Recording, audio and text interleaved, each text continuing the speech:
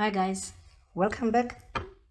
Today we're going to make a demonstration of using once again this calculator. It's a HP 10 B2 Plus financial calculator.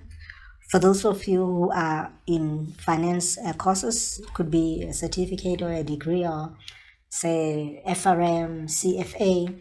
This is one of those calculators that are used even in exams, when you have very short time to get those points. So we're going to make a demonstration here of using this calculator to find a future value of a bond, for instance.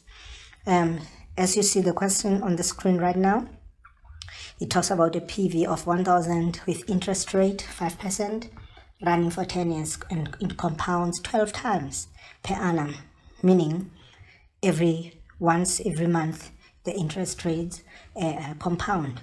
So the first thing that you have to do, you have to move from one payment per annum on this calculator to 12. It's very easy. You just punch 12 here.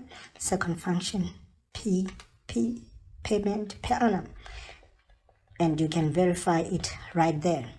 Secondly, you now input all these other figures. 1,000, it's negative. I know I assume you know why.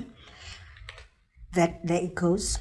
Then 5% interest, n will be 10 years times 12 times of compounding, which is 120.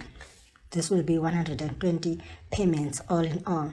Having done so, you know all those buttons that we use, and you use this FV button. It will give you the answer.